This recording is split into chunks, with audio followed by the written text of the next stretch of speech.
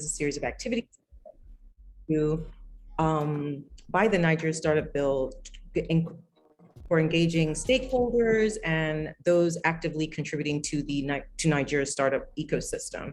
The session is focused on educating the stakeholders, startup founders, investors, and other practitioners, and see how they can learn how their interests have been considered in the bill and how it accurately represents their interests and how they can best position themselves when the bill is passed by the National Assembly. So today's program, we will help all the stakeholders understand how the bill was formulated, how the process of it being passed, and how they can take advantage, how they can influence their legislators to make sure their interests are met. So without further ado, I would like to introduce our esteemed panel this afternoon. And I'll start off with Davidson Oturu. Panel, if you don't mind putting on your cameras, that would be awesome. Davidson is a partner at AELEX, a commercial and dispute resolution law firm with offices in Nigeria and Ghana.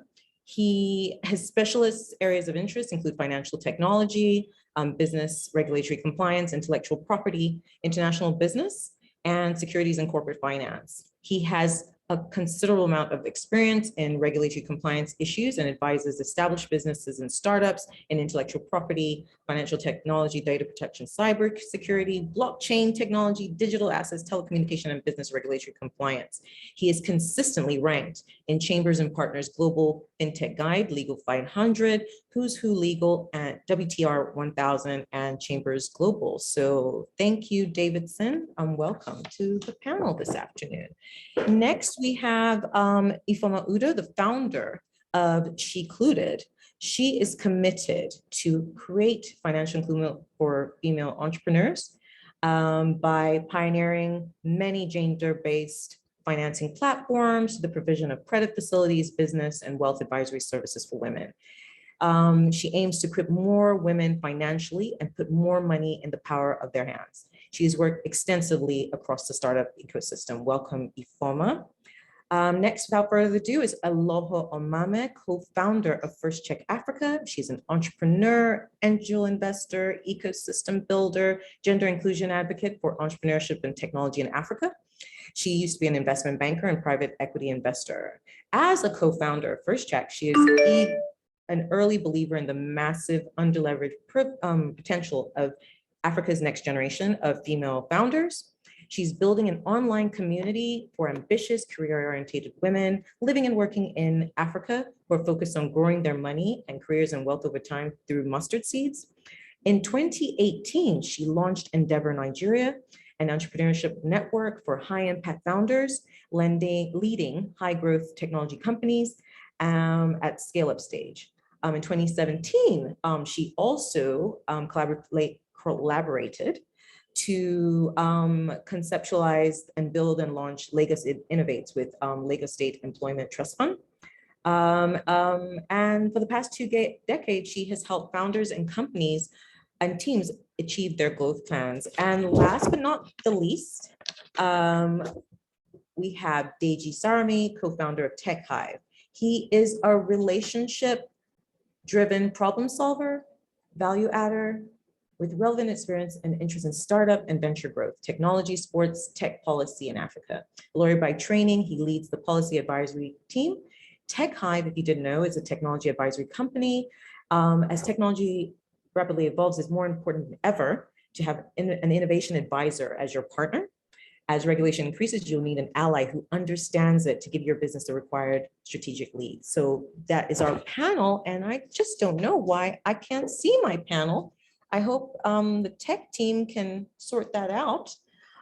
So we've all been talking about the startup bill, and why is it so important? Why is it so important, and where is it? So it is said the startup bill will reset the relationship and relations between government and the tech sector and create an enabling environment for startups to thrive. So why are we here this afternoon? The president's supporting the bill. The cabinet has passed it, so now it's being before the National Assembly for approval. So we'll be discussing what's in the bill and what will it do exactly. So we're going to start off a different format today. We have a keynote from Davidson, who will tell us what is in this bill. What's the content of this bill and the importance? All right, thanks, Davidson. Over to you. Thanks, Yewande, and good afternoon, everyone. Happy to be here. Glad to see friends and people in the ecosystem that are ready to have this discussion. And I'll take it away. Victor, please, could you help me share my screen? So let me just give some background on how we got here, in terms of the Nigerian Startup Bill. The ecosystem, working in consonance with the presidency, considered that it was ready, it was time, things needed to move forward. There needed to be the level of certainty and clarity around how the ecosystem can thrive. What do they need to expect with all the uncertainty that sometimes goes in with regulatory compliance? It's a bit difficult for a startup to know where they sit. You could have a business, for instance, you go to bed tomorrow morning, maybe the CBN or the SEC has come out with a regulation that basically changes your business and puts you out, So how can the ecosystem not only grow, but thrive at the same time? And part of that was what led to the creation of the Nigerian Startup Bill. I would like to also use this opportunity to thank the different people who worked with us towards bringing it to where it is now, the team of lawyers, the ecosystem players, financial advisors, just the different people that gave life to bringing this bill to where it is. Now, before we put pen to paper, we consider that there is no point in trying to reinvent the wheel. In Africa already, there are different startup laws that exist. Some of us are already familiar with what's going on in the likes of Tunisia, Kenya, Rwanda, and the likes of them. We ended up looking at probably close to 20 startup acts and bills, regulations, and different things that basically speak to the ecosystem, both in Africa, in the UK, in the US as well. We took what we could. There's no point in denying it, because when you're drafting, you basically tend to look at what already exists, right? And you use templates and precedents. So we looked at what is going on in other jurisdictions, and we asked ourselves, how can we make this better? What can we do that would make the Nigerian Startup Bill, be much more than what you could find anywhere else, hence the Nigerian Startup Bill. Now, about the bill, there are different things that you would find there. So this probably just gives you sort of like a primer, right? And I'm going to talk on these different points that are on this slide that looks like a snake. So there is the Council for Digital Innovation and Entrepreneurship, which is arguably the most important part of this entire space. And as we go on, I'll be able to explain why. There is the Startup Support and Engagement Portal, which will be an interactive platform where different players that affect this space will definitely have their contributions and be able to have a say on what goes on within the space. There is the Startup Labeling, which is a labeling process that will be given to startups that can enjoy certain incentives under the Startup Bill, which will become an act. There is a Startup Investment Seed Fund, which is a fund that will be targeted towards early stage startups and some that are moving towards growth stage. We're also looking at training capacity building and legislation as well within that space. There are tax and fiscal incentives. Now that's quite interesting, because we've considered that not only do the startups need some of these incentives, but also other players like angel investors, venture capitalists, and other people who from time to time have to contribute towards the growth of the system. There's something in there for them as well. There's the regulation support, so the regulators will not just be standing by the side. Right now, they're going to actually be actively involved in growing the ecosystem in a supportive way. Accelerators and incubators, of course, very crucial. And then we're looking at clusters, hubs, innovative parks, and technology development zones where certain developments can take place that will grow the ecosystem. Now, I've given a little summary on how we got to where we are, but this part expatiates a bit more on that. So it's a joint initiative by Nigeria's tech ecosystem and the presidency to harness the potential of our digital economy through co-created laws and regulations. There's a lot going on from what we can see, even in the digital space. We saw what happened with Twitter. Just yesterday, I read that the government is looking at having a similar arrangement for other social media platforms like Facebook and Instagram. They're going to go through the same process that Twitter went through, according to the presidency. So with all of those things happening, definitely the digital space is one that requires friendly regulations, co-created regulations, where the ecosystem players can also have their voice and not just leave it to the government alone. And that is what this bill seeks to implement. If some of us have followed the president's speeches and addresses in 2021, and even in early this year, you would have noticed there's been a lot about the space of the youths, what technology can do, and all of that. If you've also followed Pantami as well, he's very big on the growth of most of these things in the space. Now, several focus groups and town hall meetings held across different regions in different states, in the Midwest, the Southeast, in the Southwest, and in the North as well. There have been different learning series, state rallies, roundtable discussions. All of these were done to get the input of stakeholders before we even got to this point. We also had a session with MDAs, a 2-day session with ministries, departments, and agencies, where they also got to have their say in how this bill can basically work for the benefit of everybody.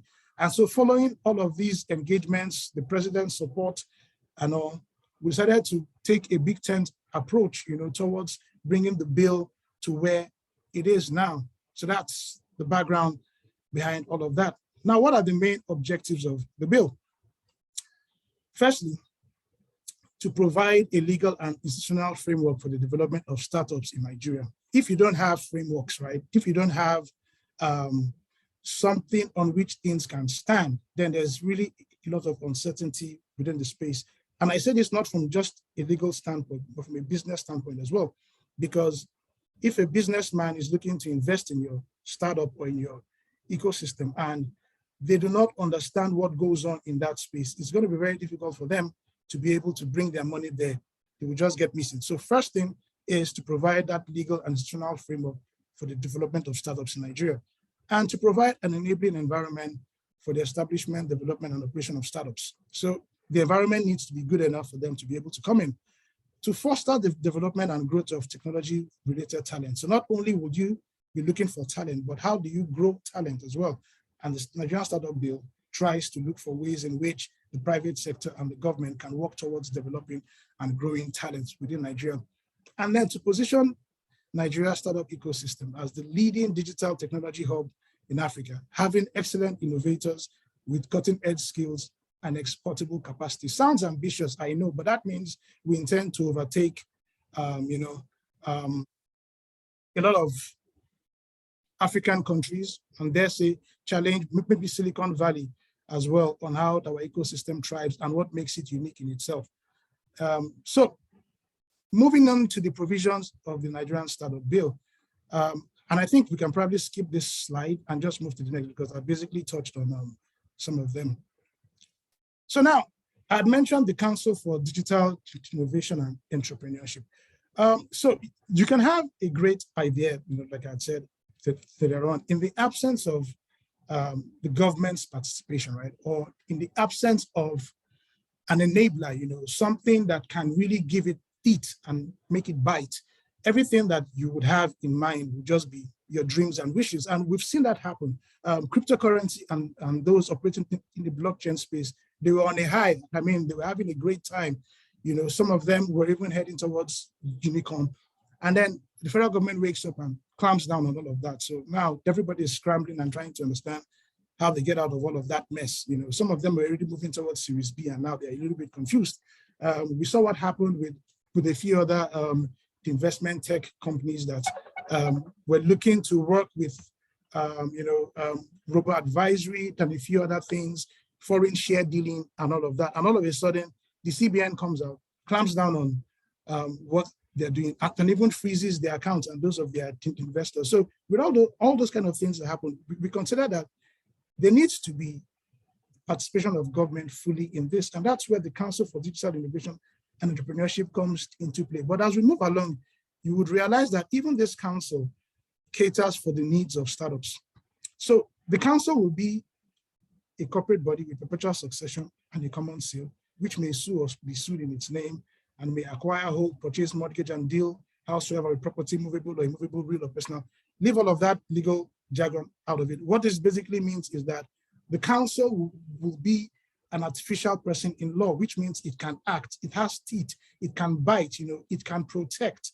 And where it considers that there is something going on within the ecosystem that affects startups, it can actually take steps to clamp down on those things and give the startup the support that it needs. But that's not the most exciting part about this. Let's move to the next slide.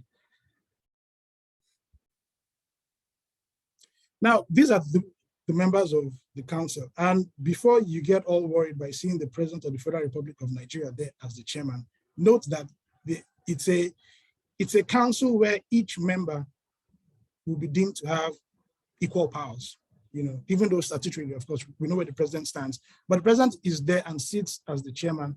The vice president sits as the alternate chairman of that council. Now, the minister responsible for communication and digital economy will be the vice chairman. And that's critical because when we're dealing with tech-enabled startups, then it tends to fall within that sort of purview. You have the minister responsible for finance, budget, and national planning, because there will be financial investments from the government involved in this. The Minister of Industry, Trade and Investment, Minister of Science, Technology and Innovation, Governor of Central Bank, leave that. Now, you have 3 representatives of the Startup Consultative Forum. I don't want to get ahead of myself, but maybe I'll just explain a little bit about what that forum is. And when we get to it eventually, I may not then spend much time. So this Consultative Forum is a body that will be established under this act. The members of these bodies will be venture capitalists, angel investors, labeled startups, that will be labeled under this act, incubators, accelerators, industry players, right?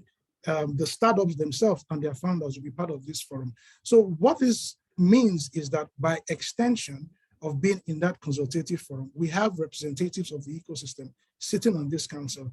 And we don't just have one, we actually have 3, which means the ecosystem could decide, let's have one startup founder, let's have a VC, let's have an angel, let's have an impact investor, let's have these people sitting on the council. You also have representatives from the Nigeria Computer Society, which is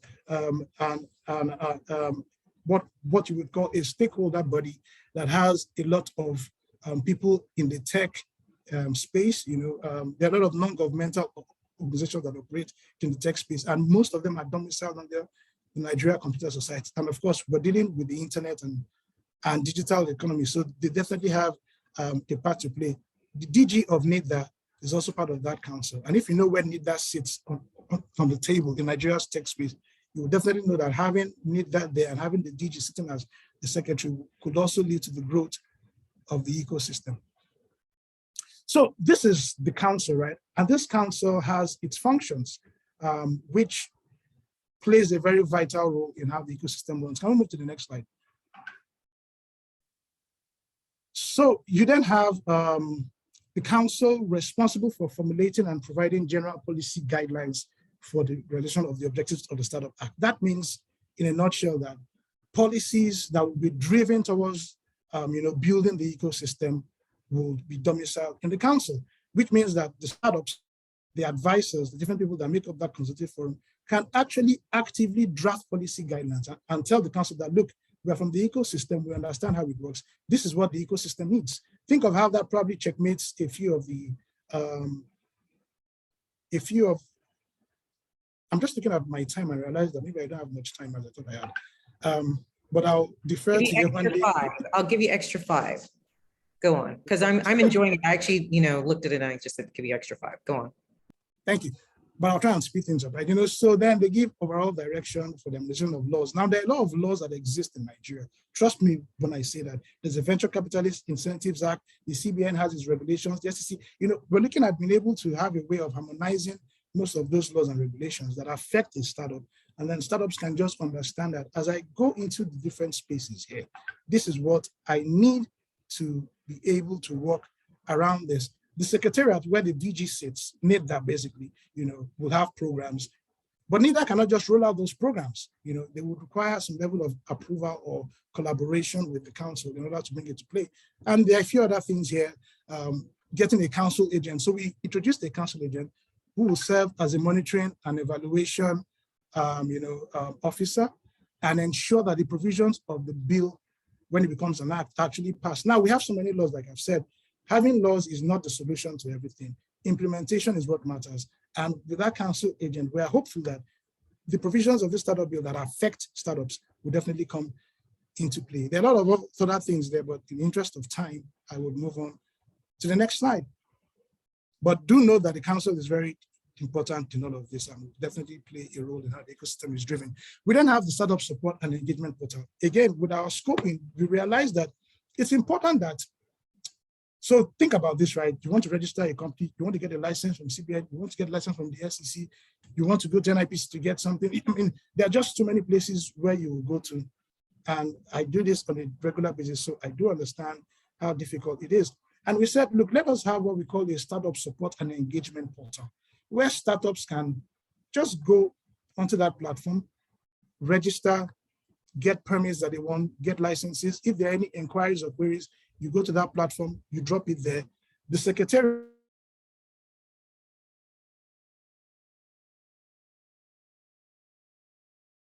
Okay, I think have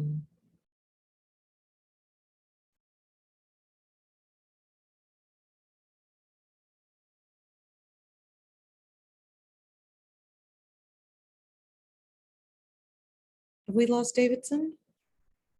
Or is it me?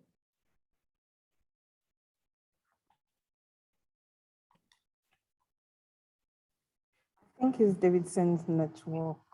Okay, all right. He did say he was having a few challenges earlier, but we've gotten a lot of meat from what he was saying. So I think he'll log back in. He's logged out, so probably he'll log back in.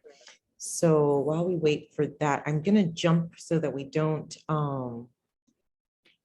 miss too much time. So one thing I took from Davidson's overview so far of the bill was, okay, there's incentives. It's really holistic, right? It's looked at incentives, it's looked at seed funding, it's looked at capacity building, regulation of the regulators and regulatory support. It's also looking at a technology part and how we develop talent and so much more. But one thing I took home from what he's logging back in now, okay, was co-creating laws. So I'm going to go to Deji after he finishes. So let's just see if we have Davidson back. Davidson, Yeah, can you hear me though? Yes, we can. Okay, Davidson is back. Great. So, sorry about that. I mean, there are some things that we can't control, right? Yes, so the functions of the startup portal, like I was saying, is to make things easy for the ecosystem, basically. So there are a couple of things listed here: to foster access for the startup to finance, information, innovation, and the global market. So on the portal, you would have different ecosystem players there. There would be VCs there. There would be angel investors there. There would be impact investors. There would be the regulators. There would be a platform that would enable interactions between the startup, the federal government, and these different players. And then even if there are complaints, recommendations from stakeholders, and all of that, also gets into the platform. There are tools, there are resources there. It's a very ambitious portal, but it's doable. And we consider that it is what the ecosystem needs, because with this, anywhere in the world, people can actually get onto that platform and interact with the different ecosystem players. And that's part of the intention as well. Now, next slide. So I had mentioned the Consultative Forum, so with this forum now, that's where you have the private sector guys, and they're able to have those discussions. They're able to present their recommendations, and through their representatives, they share them with the government. They share them with the council where their representatives already sit. So policy proposals, nomination of their reps to the council, all of that goes in there. And through that forum, they're able to make their voices heard. Next slide, please. So we have the labeling process. Now, this was something that we actually took into consideration because of a lot of factors, right? How do we label startups? Because think of Nigeria as big as it is. There are startups all over the place. There are tech-enabled. There are the ones that are not tech-enabled. Even though this is targeted towards tech-enabled, how do we ensure? And then some people that are even maybe 15 years, but they've not scaled, they will still say that they are startups. We needed to have a line to draw. And we looked at other systems, other countries, but we came up with what we considered as would work for us. And that was be registered under CAMA, be in existence for a period of not more than 10 years from the date of incorporation. So that means even some relatively late stage startups who are like 7 to 10 years can still enjoy being labeled. Let your objects deal with innovation, development, production, commercialization of a digital technology, innovative product or process. So this now makes it clear that you have to be tech-enabled and be driven by the digital space in order for you to qualify. And then be the holder or repository of a product or process of digital technology or the owner of author of a registered software. So in other words, have a digital process that sets you apart from everybody else and doesn't look like you are simply just working on something that is already existent wherever it is, and have at least one Nigerian as a founder or co-founder. So that means you could probably have, investors coming in from outside. There could be dilution, there could be different things, but you would at least have one Nigerian as a co-founder or a founder. You then have the Startup Investment Seed Fund, which provides finance for early stage startups, and then provides relief as well to technology, laboratories, accelerators, incubators, and hubs. So you may have different funds that exist in Nigeria. There's ITF, there's NSITF. I mean, there are a lot of funds from the government that exist. This investment seed fund will be supervised by the Nigerian Sovereign Investment Authority, and they will ensure that startups that qualify for that enabling process, following the recommendations from the Secretariat and the Council, would enjoy incentives under the Act. Then there's, next slide, please. We have training, capacity building, and development. There's a lot going on here.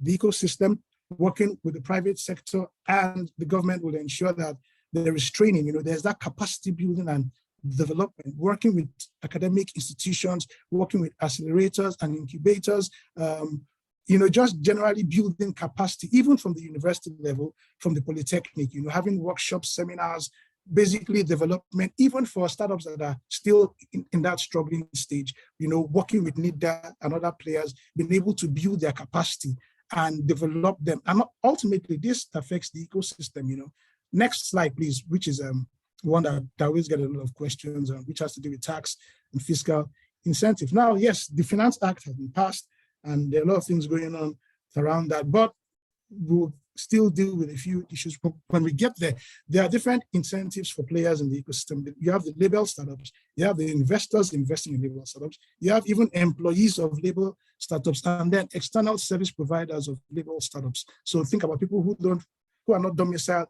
in Nigeria, but provide services to the Nigerian space. I would have to run through the incentives on the next slide, but so the incentives there for the pioneer status, where you qualify, NIDA working with the council would ensure that you enjoy, the incentives provided under the pioneer status incentive scheme, which is always difficult to access. But the intention is that where you qualify for that, you will definitely get that. Now, there's also something for those involved in export development. So whether it's digital exports, but the incentives that are provided for under the Export Development Fund, we intend to unlock those incentives for startups that qualify. There will be access to government grants, loans and facilities, access to financial support, trade, credit guarantee scheme. Now, label startups, right, that have up to 10 employees and where 60% of them have no work experience within 3 years of graduating from the university, they will actually be entitled to tax breaks from the income taxes, and will get a 5% tax breaks on their accessible profits.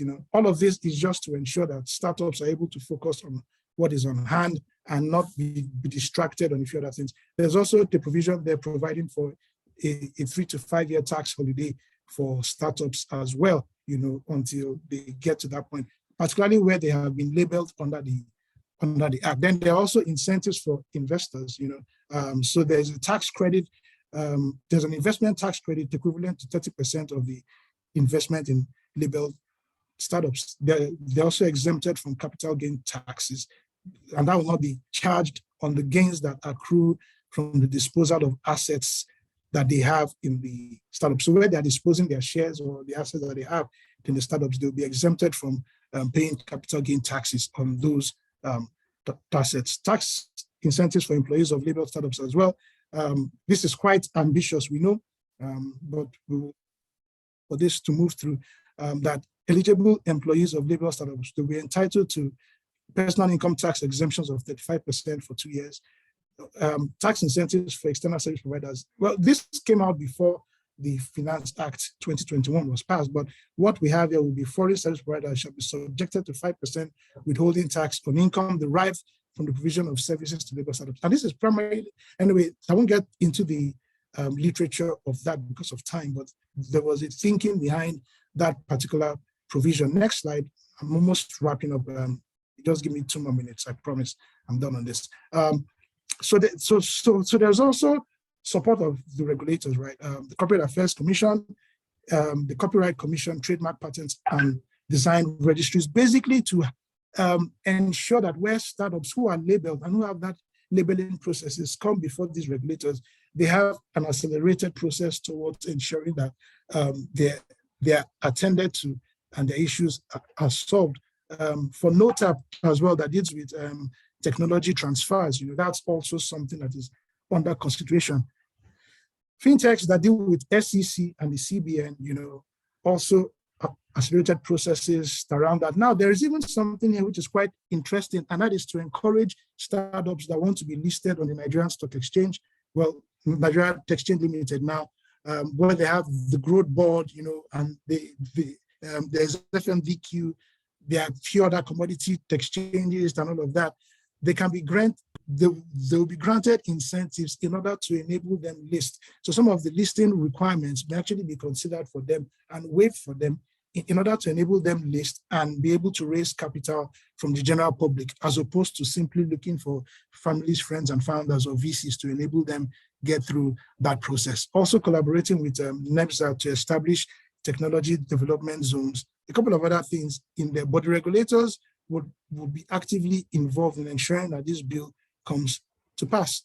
And I would leave it there, answer questions as they come, and also expatiate when necessary. Thank you, everyone. Thank you so much, Davidson. I mean, I don't know. I know we've gone over a little bit, guys, but I think that it was worth listening to all of that to get a holistic view of what has been put into the bill and how it affects every single stakeholder and where you can take advantage of that going forward. So I'm going to come, so just to recap, I said this one, the network went a bit wonky. It's covering incentives, capacity building, regulatory support, technology parks, developing talent, tax incentives for all the investors across the state and the ecosystem. It's doing a lot. But one thing I took home from what you said was it's about co-creating laws, and also you want to get ahead of the other African markets that have a simpler process than we do to be more and be Nigerian. We're always more, aren't we? And another thing was at the president's speech at the beginning of the year, he was very happy that we want to be this ecosystem that will engage and drive foreign investors to come into the market. But what I want to hear from Deji this morning, right, is this whole process of, so co-creating laws sounds great, and therefore everybody was there and we're all contributing, so nobody can say I didn't know. But what are the challenges that we envisage in passing this bill at the National Assembly? I want, because it seems really well documented, but now we have to pass it. So what do we envisage as the challenges of passing this bill? Well, thank you very much, Yewande. Thank you very much. I'm glad to be here. So the bill is very ambitious, like Davidson said, and it has a lot of things, like you said, and the co-creation process where involved the government and also and the private sector as well. One of the main issues with the bill would be the need to intersect with other regulators. Yes, we would generally are carried along, but also have issues with powers. For example, dealing with the Corporate Affairs Commission and all the NOTAP, trademark registry. There are a lot of agencies that we would need cooperation from, right, to get to be able to pass the bill effectively. When I think back to some of the MDA engagements, there was a good pushback, right, and I do expect that would come up again on some of the incentives being granted. Some parties complain about there were no penalties in the bill. And I guess that was because they didn't really understand the essence of the bill in itself, which is not to punish or to create penalties, but to actually push the ecosystem to a bigger and better level. So I reckon that one of the biggest challenges of passing the bill would be the intersection with other regulators who are very territorial with their powers and their functions, and I think there will have to be some kind of compromise in achieving what we want to achieve here, because there are a lot of things around tax, a lot of things around corporate affairs, regulations, crowdfunding, even the CBN. And we all know that a lot of our regulators are also very, very territorial and also always want to guard their powers. So the main challenge for me would actually be how we navigate that particular issue with the intersection and the cooperation of all these public bodies together to pass the bill together. Thank you. Thank you, Deji. So it's going to be, and then I thought about that because Davidson did mention in his keynote that there's so many, we have laws already. I always like to say Nigeria's got laws for everything. It's not like, because people think we're lawless. No, we've got loads of laws. It's how they all talk to each other to be in sync and not duplicate issues and override another law that already existed. So yes, the consultative process and also getting the MDAs to align quickly, because it always takes time, isn't it, when you're engaging MDAs. But on to the provisions of the bill and the sections that protect the interests of stakeholders. So I'm going to come to Eloho now.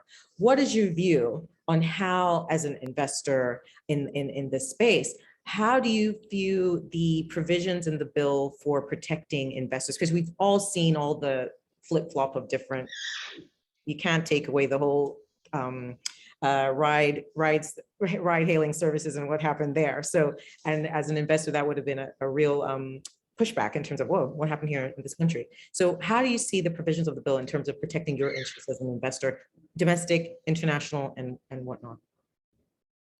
Sure. So, of course, well, thanks, Yewande. Of course, this reaction is a little bit based on the presentation that I've seen. And I haven't had too much opportunity to look at the bill in context, although I think, in the interest of full disclosure, I should say that I was part of some of those early consultations. And it's quite impressive, I think, to see where the bill is today versus where it started, even in terms of the overall stance of the document, which is very collaborative. It's very much in this co-creative spirit versus potentially seeing itself as establishing, that dirty word regulation over and on top of the regulation that already exists. So I think from that perspective, big kudos to the team. In general, though, in answer to your question more directly, the conversation, the provisions that Davidson laid out, there are not too many of them that are directly intended to protect investors, and I'll explain what I mean. A lot of the provisions that we heard that were related to investors directly were tax incentives. And there really it's about incentivizing investors, right? So where you offer tax rebates, etc. The question is, and I didn't see from the presentation the answer to it, so perhaps it's something that will be answered in future, perhaps it's something that is in the draft bill itself.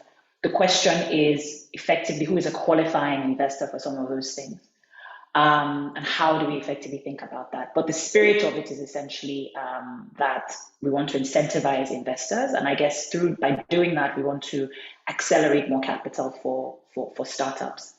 The other impact on investors that potentially protects investors, but less directly, is ultimately by clearing the way in for the startups themselves and making sure that regulations are clear for the startup operators and founders themselves, making sure that approvals are easier to get, making sure that roadblocks are smoother, etc.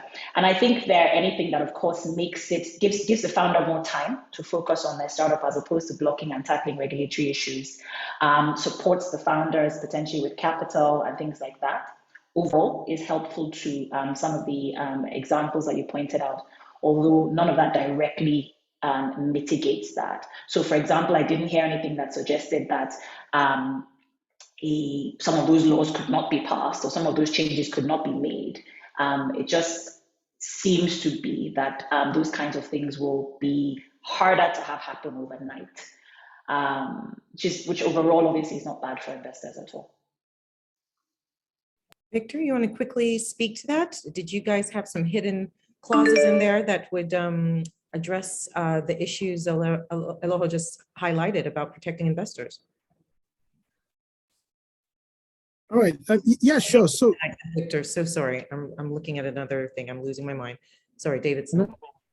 yeah, sure. That's fine. Yeah. So there are some provisions there on repatriation of capital and profits for investors as well. So where you have foreign investors that have given investments, equity towards startups, there's a provision within the startup bill that allows them to repatriate their investments. Of course, you need to work with the council, particularly the secretariat, to sort of get that done, but they can actually repatriate in freely convertible currency. So you don't have to start worrying yourself about some of these CBN policies. There's that protection there. So dividends or profits, net of all taxes, you can take that out. Let me say this, that we were very ambitious in our first draft because there were a lot of things there for investors as well. Even trying to collaborate with the SEC to see if there was even more we could put in there, for funds, for VCs to be able to enjoy quite a number of things. But of course, we had some pushback. Private equity funds as well. We sort of put all of those provisions there, but we had issues on that. But another thing that we did include in the bill was that the Ministry of Finance and other MDAs shall develop and implement a national policy for investors. So incentives for investors, which will cover angels, impact investors, private equity funds, VCs, even accelerators or incubators that invest in a startup. So those incentives now may not just be limited to tax credits or tax incentives, but could be all encompassing and cover a few other issues as well. So, like I said, we were quite ambitious over those protective measures. But at the end of the day, you see, when you look at the bill holistically, I would say there is sufficient protection for them. And here's why I say that.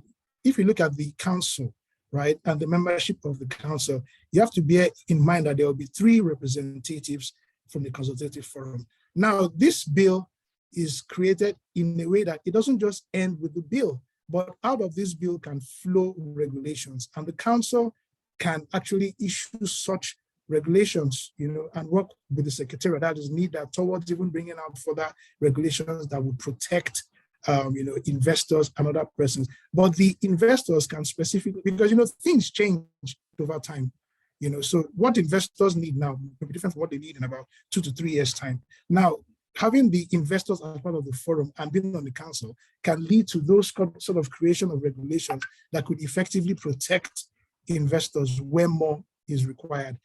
So that's where we stand for now. I hope that answers sufficiently, though. It does, thank you. And honestly, I think I really like what you said about the repatriation of capital. That becomes really important. And if effectively we're saying that capital repatriation in a labeled startup is a easier, more straightforward, smoother process than any other investment, it's kind of reading between the lines of what you're saying, then I think that's potentially quite exciting. Great. So they've really looked holistically. It might not have come out in the, slides are great, but you can't put everything in there. So it's great to know that those sort of issues have been addressed in the bill. And I'm going to move on to what startups need to know, how they can harness the opportunities in the bill when it comes to law. We're just going ahead. We're just jumping forward. The law has now been passed. We're good. So I want to bring Ifeoma into the conversation as someone who's an advocate for startups and especially women, female startups. How can startups position themselves to harness the opportunities the bill presents once it's passed? Hi, Yewande, and hello, everybody. So I think first and first, that it's just being aware of the law. You know, most like Davidson said, Nigeria is not, our problem is not a shortage of laws. The problem is that we have too many of them and too many bodies implementing them. So at some point, you're very, very confused about them. Just knowing that as a startup, you're thinking of an idea or you're thinking of an innovation, you just know what is in the law, what is my right in the law. I mean, like me looking at the law, I can see like 15%, you're entitled to 15% for research and development. I mean, lately I'm in back and forth with the taxman as against like what my tax should be, knowing that, you know, as a startup company, you have like, if you follow due process, you have like tax break for some years before you actually start paying it. So I think that that's the first thing, as just getting more people involved and to know the law. Even can it be something that we should start start at a university level? So I mean, for me doing finance, one thing I've noticed from financial literacy is that if depending on the course that you did, it's completely missing from your education. So you come out and you start making money, but you actually are not financially literate. So it's the same thing. Many people come out and they want to start tech companies, but they don't know the law. So you start the law and different bodies try to exploit you about the law before you come. So I think that that's the first thing that I would say about it. Then in terms of all the stakeholders that are involved, just knowing them and knowing who to meet for different things, and just knowing that some of them can be to your advantage when you're negotiating. So for example, in terms of investors, knowing that, hi, if you're asked by a foreign investor, say, what's in it for me apart from holding, you'll be able to explain that they can move their money at any time, which is what I noticed that we recently did an investment. We're working with a woman to incorporate in Uganda. And one of the things that made us make that decision very fast is because right from day one, they gave us the requirements, all the requirements was clear, including how we can move our money quickly. They gave us tax exemptions. They gave us so many things that it was clear from the get-go, even as an investor, that I knew all I was coming to do. And I knew that even if I don't make money, these are the things that I stand to gain. I think that's a first start for me on that level.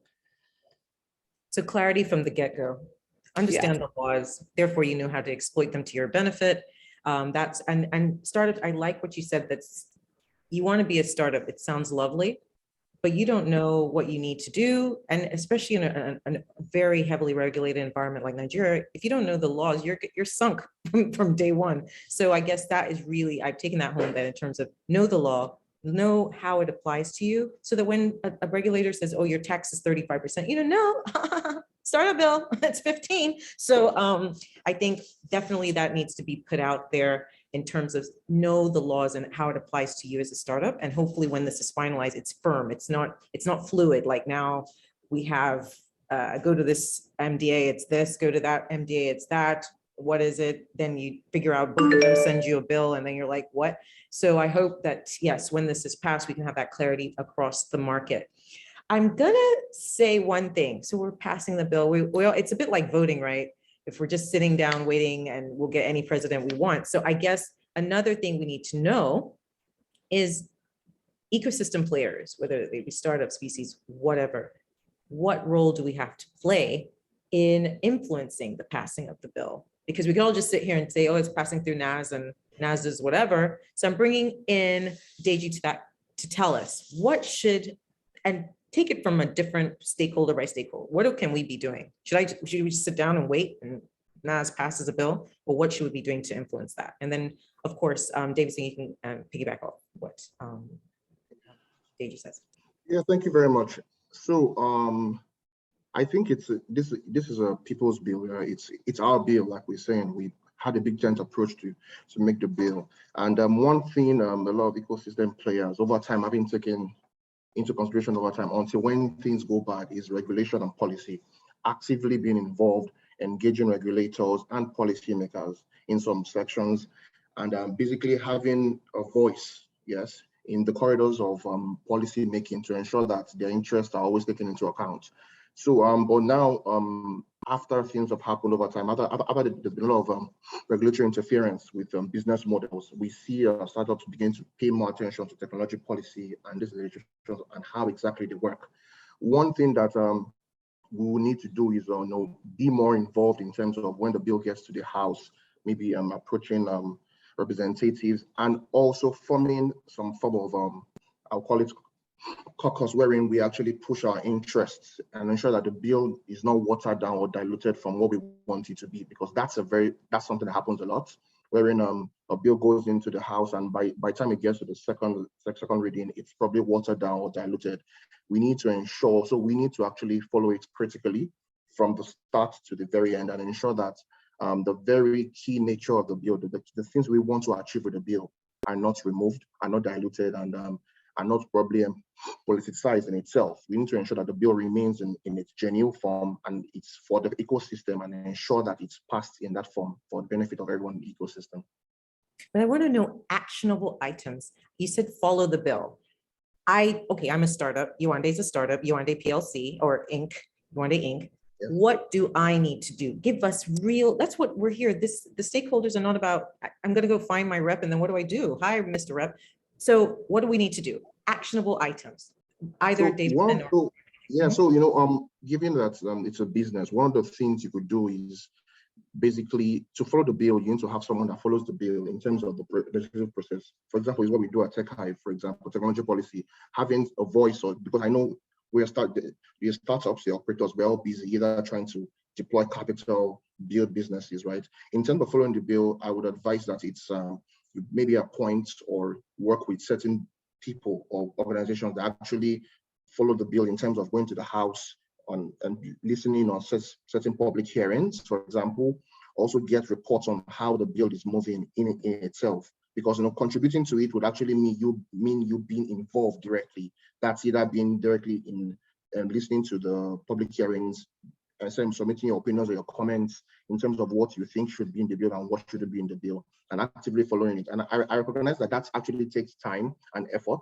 And while you're also building your startup, building your unicorn, deploying your capital to the next unicorn, you may not have time to do that. So one of the advisable things would be to follow organizations that actively follow these causes and ensure that your rights are being met in terms of what you tell them to do.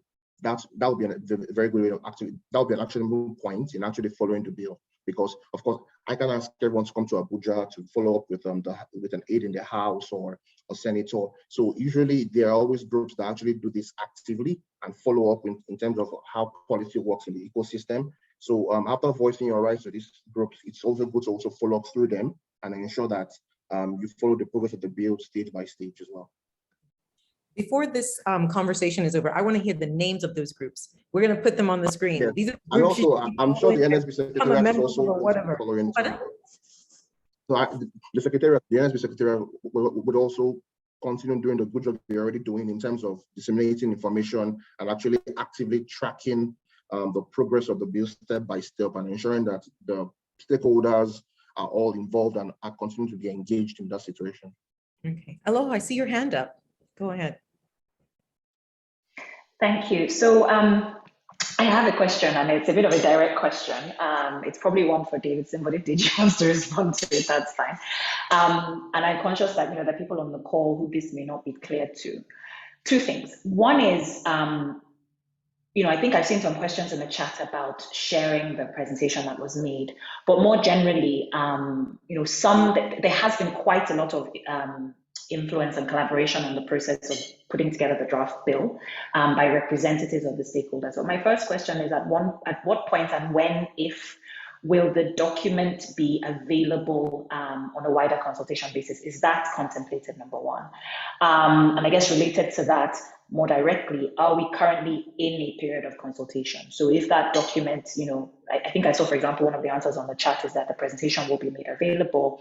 Are there still opportunities for people to provide input? And the reason I ask that is because some of what Deji is saying is, follow the bill.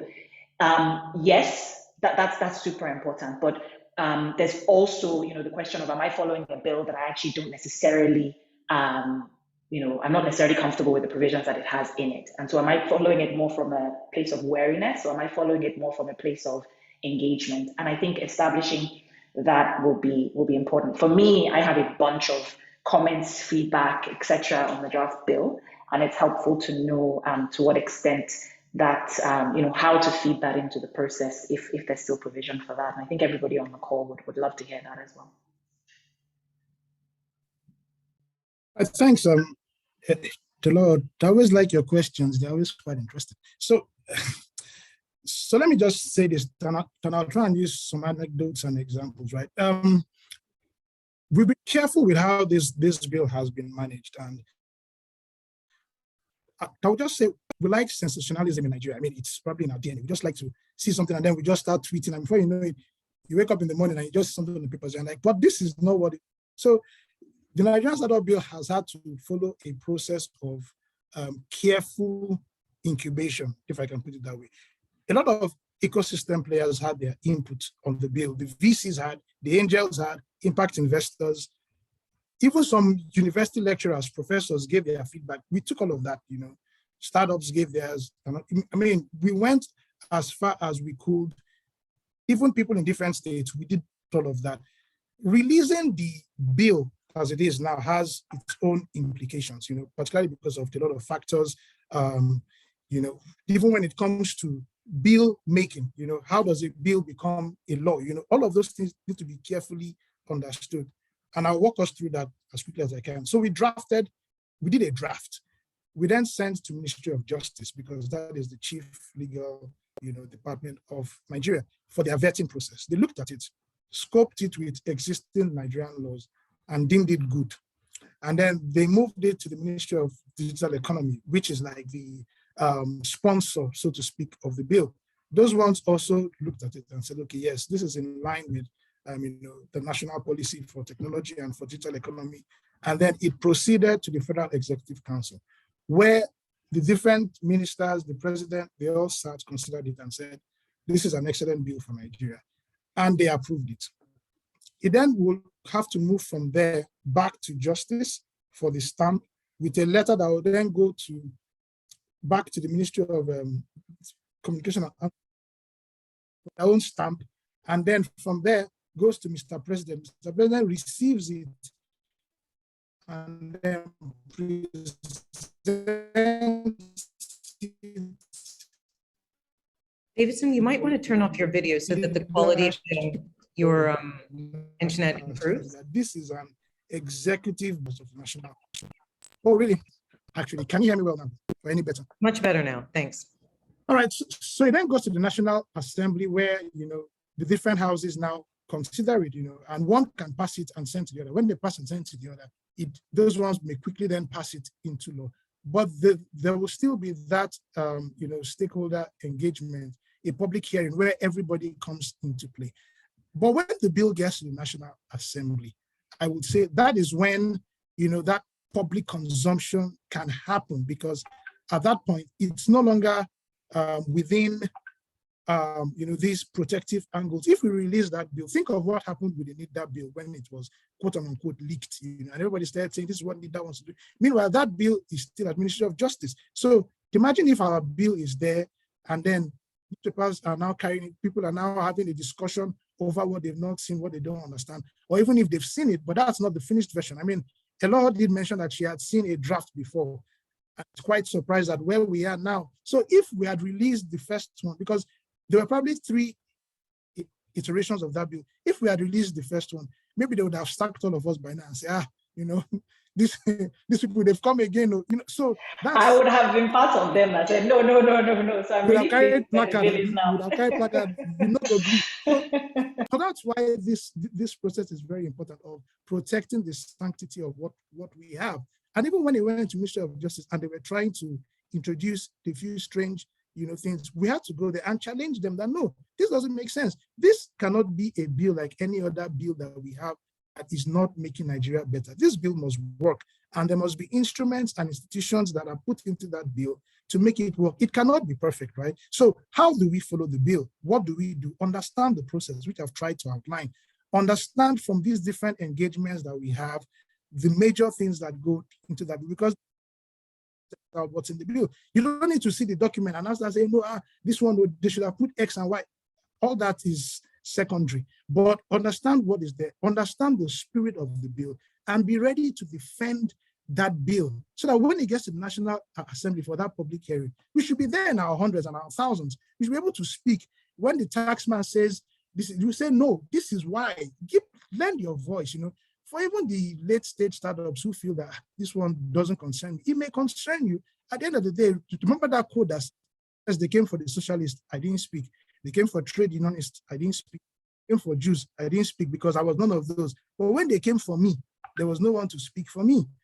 If you do not understand what is in that bill, if you do not fight for the sanctity of that bill, you may feel it doesn't affect me today. But think about if the government now comes out and now says no more foreign investment for startups in Nigeria, it will then concern you, and then it may just be too late for you to do anything. So understand the process, support. There is a secretariat, Nigerian Startup Bill secretariat, that is doing a lot. They're on Twitter. They are releasing statements about this bill. Let's reshare it. Let's reach out. Let's, if there are even suggestions, put those suggestions. We'll collate them. When we go to National Assembly for the public hearing, we can still say, this is what it is. This is what makes sense, But the document will not be released for public circulation simply because we would end up doing injustice to what already exists. And I'm not sure that even the presidency will be happy that we, who are supposed to be championing this cause, are more or less pulling things back again. I hope that lends some clarity to the process. Thank you so much, Davidson. That was really clear. So we all don't need to see the bill individually and circulate, because we know how things are. A Chinese room, what it started as, someone will edit it, and what goes up, interpretation would be wild. Then someone will piss off the powers that be, and then the thing gets just stalled somewhere. So let's trust the people driving the process, engage like this at the secretariat level, where you can read, and like you said, follow the tweets and then retweet and ask questions, right? They're telling you bit by bit what's in there. So it's an opportunity to engage. I think being part of those groups it is important. If you are so inclined and you want to be part of the process, then I would say join these groups. And also just follow the Startup Bill Secretariat to just see what they're doing. I want to start taking questions because I'm conscious of time. We've run over. I said, I think I apologize for that at the beginning after we had such an very enlightening keynote to give us what is in the bill. I've seen some really interesting questions, some hot, and I'll decide who I'm going to be mean to answer them as we go along. So I'll start soft for a sec. One of the questions is from Oti. He asked, or she asked, does this bill assume a startup to be a tech company? It is imperative to be conscious that startups are more than tech companies only. Kindly clarify this, please. So who would like to take this question? Davidson, do you want to take that question? Is it just for tech? Sure. Yeah. Then I'll try and keep it short. Yeah, so we do understand that a startup is not just a tech-enabled startup, so to speak. But there are a lot of things that happen within that space. I mean, even SMEs can say, well, we're a startup as well. There are different factors that come into play. Even the name of the bill, and I'll put this out there, even the name of conversations around it, that should we call it Nigeria Tech-Enabled Startup Bill? Should we call it something? But we settled on the Nigerian Startup Bill. We do understand that startups are more than just those that are tech-enabled. But if you look at what would qualify you for that labeling process, so the labeling process allows you to enjoy certain incentives that are highlighted under the bill, so, and that is, peculiar in itself. That labeling process is now what brings you within that. A lot of incentives, grants, and different things that presently affect startups generally and SMEs. But this bill is sort of targeted towards tech-enabled startups. So we do know the distinction. We're just working within the confines of tech enablement for the startups that work within that space. Okay, so we're going to have a sort of edit on that startup definition to be very clear how you apply, especially when it comes to labeling and how the labeling applies to incentives. So that's going to have to be clear when the secretary is putting that information out there, because OT is right. Startups come in all shapes and forms. So that definition is going to have to be clear so that the stakeholders know how it applies to them.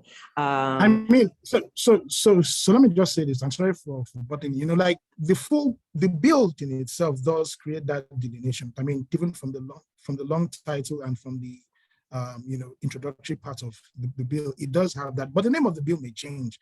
That can happen at any point. But for now, it remains the Nigerian startup bill.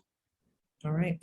Okay, and I'm going to move on to another very easy question. And will foreign investors from June Angelides, will foreign investors have any tax incentives?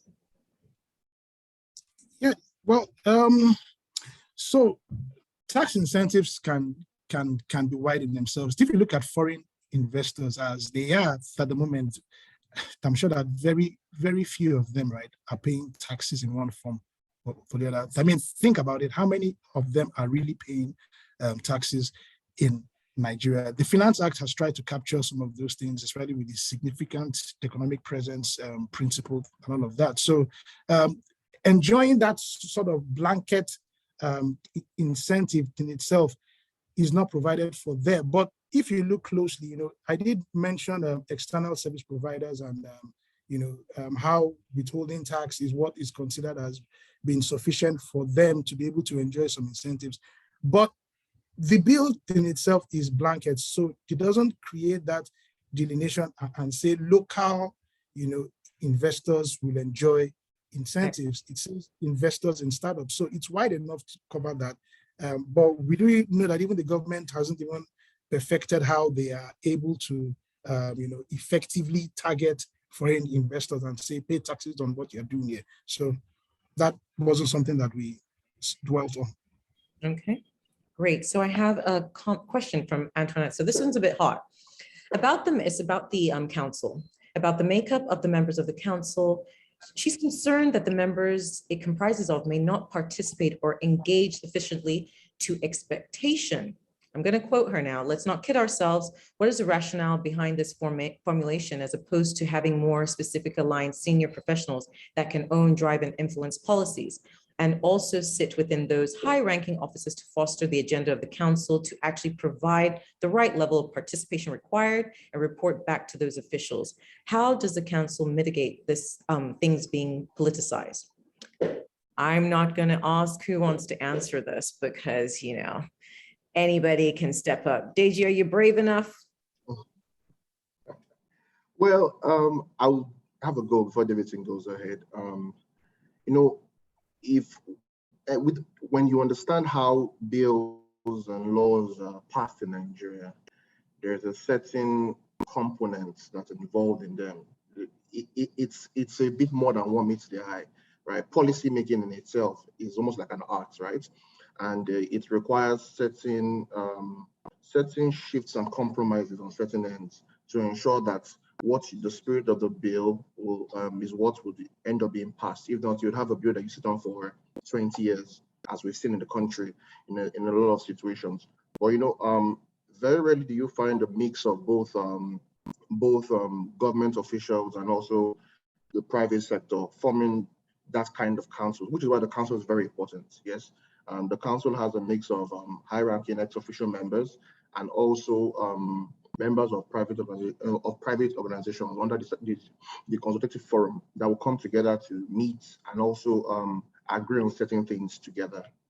So I believe that that mix is very important, and that's the reason why the private sector was included in the council, was to reduce the effect of having it politicized in itself.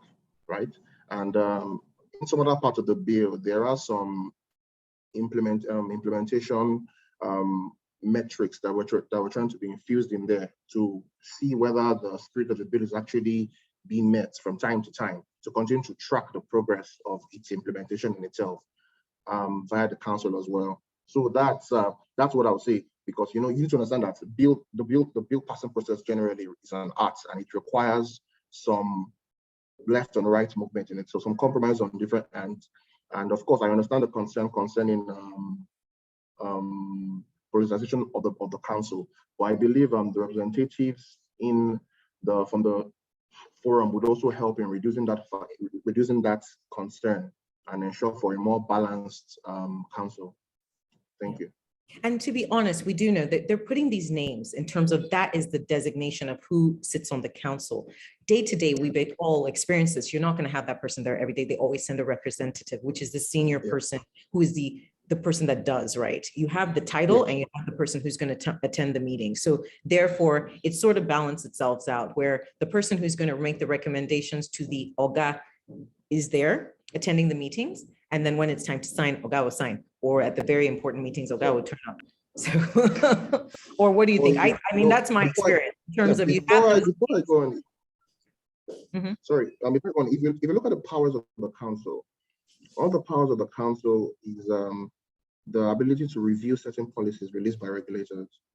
In my opinion, the offices of members of the government with the power to do that are the ones that are actually in the council.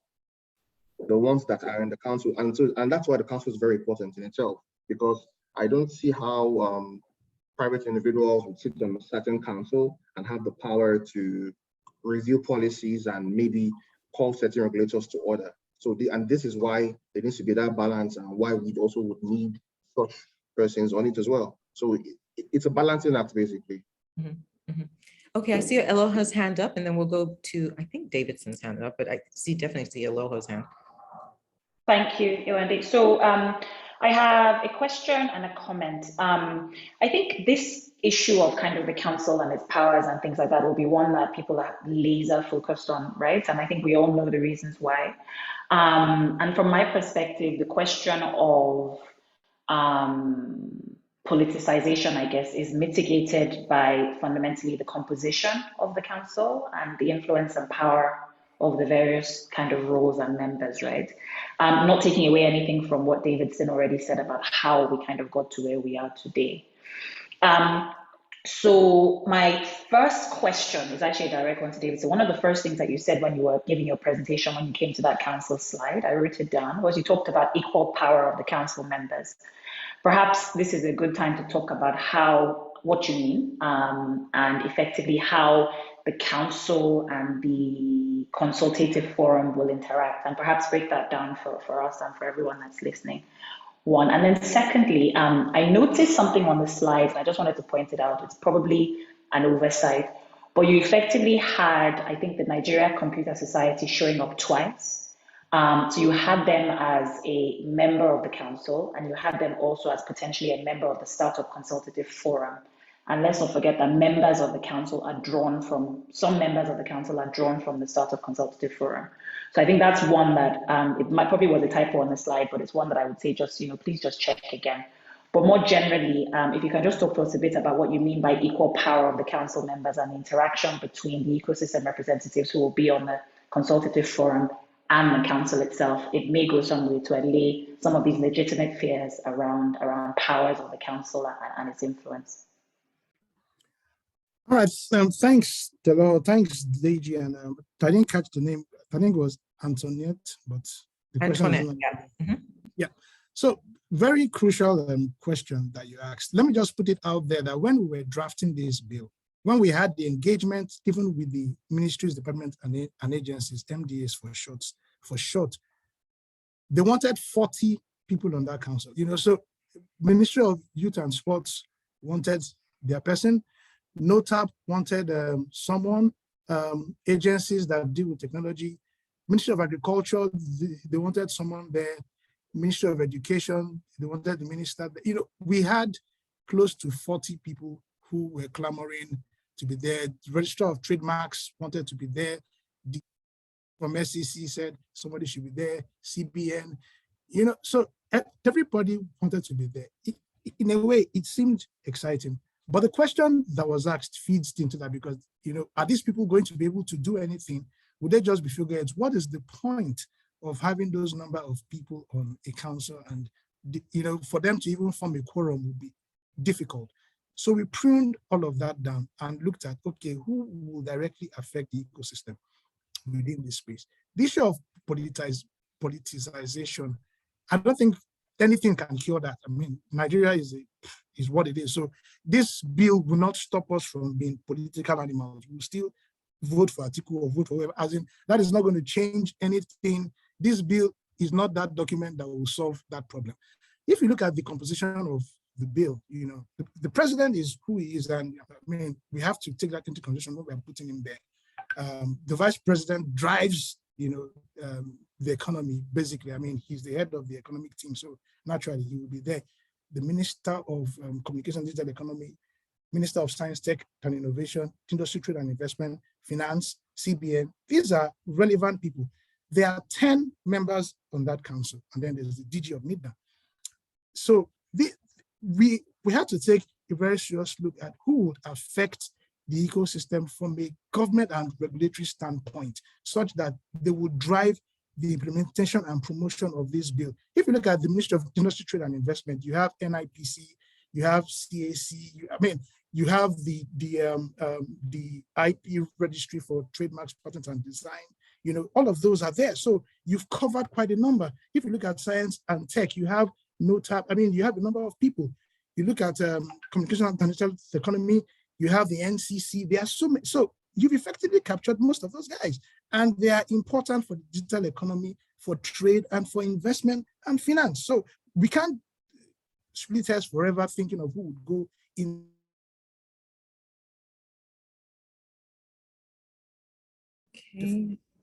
Okay, Davidson, I think having two from the Nigeria Computer Society. Can you hear me? I can hear you. We can hear you. You cut out for a minute. Oh, sorry. Yeah, so on the council, so let's say there's the president, then there are about 6 other people. So that's about 6 from that side. You then have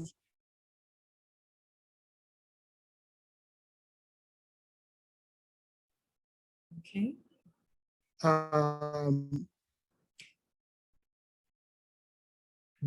On the same side of the Davidson, ecosystem, you might want to go back working to towards promoting statements. We couldn't hear you. You cut out for a little minute. So just maybe a couple statements back because you cut out for a minute. All right. So I was saying that if you look at the composition, right, it's almost an, will I say, it's almost a balanced composition because you have the representatives of the Consultative Forum. Now, that Consultative Forum, if you looked at the composition, which was shared earlier on, you have ecosystem players there. You have the advisors there. You have the incubators, accelerators, innovators. You have the angel investors. You have the VCs. You have the startups. You have the civil society organizations. You have the people who you are looking for that council, but they all cannot be there because this is, at the end of the day, a bill that will be driven by the government. So the best way, and this took a lot of consideration, which is why I totally appreciate the question, because this was something that was clearly considered deeply. How do we effectively protect the ecosystem and not just have people who will come there to drink tea or probably not just shop? How can we, and this Consultative Forum was like a game changer because the 3 people who would sit down there along with the Nigeria Computer Society would be having the voice of the ecosystem. So the advisors can speak to them. The VCs can speak and say, look, this is what we want. Take this to the council. And they have a voice there. So to answer the law's question, in terms of equal powers, because they all have to take a decision when it comes to resolutions, and there has to be quorum for that. So if the ecosystem players are consistently turning up and lending their voice, to something, then everybody's on the same platform, right? It doesn't mean that because the president is the president will say this is what it is, and so nobody should, give voice to that. If everybody is able to speak, and the ecosystem tables their, concerns and what they want in order to be released to the ecosystem, and they say this is what it is, and it's considered, it gets passed, And so it now behoves on the ecosystem to walk through their representatives and say, this is what we want on a very consistent basis. Probably even hold them accountable for what comes out of that council. Because if what comes out from the council is not pleasing, then you tell them, well, we sent you there, for you to be able to speak to this, speak to it, and but to look for a situation where we'll all be able to gather together and then, look for people all over Nigeria and we say, yes, this is the person. We can't even put individuals there, first of all, So that's, individuals from the private sector. We can't do that. So that was why this Consultative Forum looked like a way that we can effectively have people that would be there. And trust me, we tried a lot of things before we got when should we put private equity venture capital association there? Should we put this one there? Should we put fintech association? We will just populate the place and, there will be a lot of confusion around what we're trying to achieve. At the end of the day, we have to make it in a way that it speaks to what we want, but it also makes sense to the government as well and gets passed. And there can be no perfect answers to the questions, but these were the considerations that we had in coming up with this. Yes, Eloho, you're right. That was a typo, really. And I think it probably came from Ministry of Justice. And thank you for spotting it. We would edit that. Right. So we've seen how various questions have come up this afternoon, and thank you all for those. I think the time is far spent. So I'm just going to, there's another, and I think we'll continue having this question. Can we have a copy of the current version of the bill? I think it has been clearly explained why the bill can't be shared in its draft form. But you do have representatives, and to know what's going on, you can engage the Nigeria Startup Bill Secretariat. You can follow them online, you can engage them directly. There's that opportunity to have that engagement, to ask the questions you want to ask and get that clarity. In terms, there's another question about some other stakeholders that were missing from the consultative group. Should we have the Internet Society of Nigeria? Should we also have the Nigerian ICT engineers? And I would just say that I'm sure that was all explored, but like as Davidson said, we could have had 50 groups and societies and all that, and they had to make it lean and mean so they can be effective to get progress with the bill. Okay, so I'm going to go to Ifeoma one last time because she represents a lot of startups in the space, and in particular female ones. So I want to get from you, after what we've listened to today, how would you tell any one of your startups, how can they influence this bill that's being passed? What should they do to make sure garbage in and garbage out doesn't happen? What should they be doing to make sure what they send up is what comes back downside? What would you tell them to do? Hi, I feel the first is to know that this bill is still ongoing, and to know that if there's any time to make sure that their interest is covered, is now.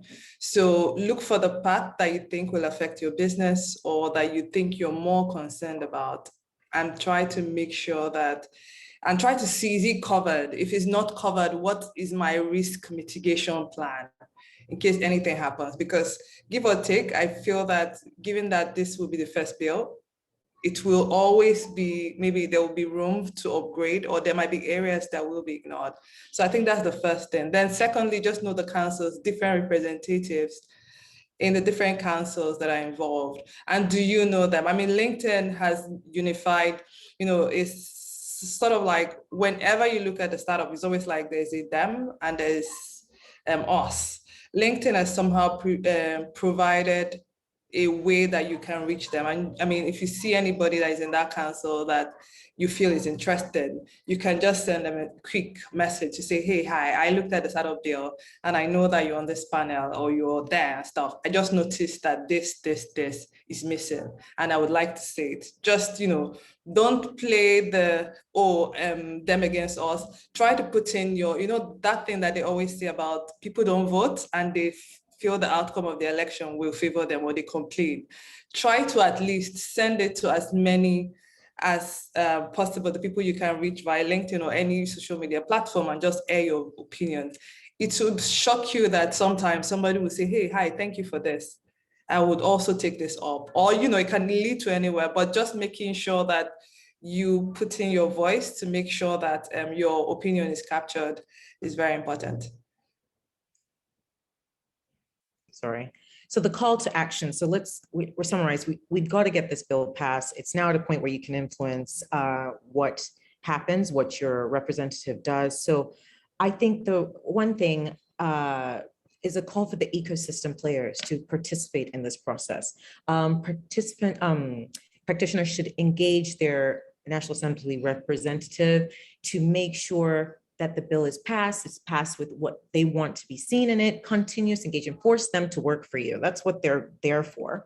And also just continue engaging with the Secretariat to know what's the status, what's going on, are my views represented in the bill, and just follow the www.startupbill.ng to get more information so you continue being involved. Don't feel that it's someone there doing it. You can contribute to this process, and also know that you're represented.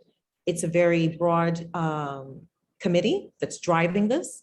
It's got stakeholders across the landscape involved. So you know that someone there has your issue, is on the direct committee involved in this bill development process. So the thing that the startup bill team are just asking for continuous engagement, be involved, follow your legislators to make sure they sign this thing quickly. You know, if you have no issues, don't try and edit it or water it down. Make sure that what is being submitted gets passed. Fight for me. If they're saying 15% is too high, okay, don't go to 2 and fight for me to make sure that what comes out of this makes sense to the ecosystem players.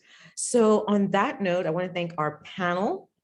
Thank you so much for spending your Saturday afternoon with us. I want to thank the audience as well, those who registered to come and to listen to this dialogue this afternoon. And I want to really thank Davidson. You know, those were cliff notes, really broke it down for us to know what is in the bill. Very simplified, we get it. And now we know that various stakeholder needs and views are represented, and it's just about what comes out. It will move up and down. You've said 15, it might be 10. We all know those type of parameters might move and shift, but the key ones we will be watching and following to see that the key needs of the ecosystem are met. And also we just need to know that it's about you as well, all the ecosystem players, in terms of the Secretariat is not someone's Secretariat, it's yours as well. So get involved. It's a very broad and all-inclusive bill, and I think it's a very ambitious one. So definitely we're watching the space, and hopefully it'll be passed soon so we can get clarity. Like Ifeoma said earlier, if you know your rights, you know what to fight for when you're engaging regulatory bodies, and what incentives you can get.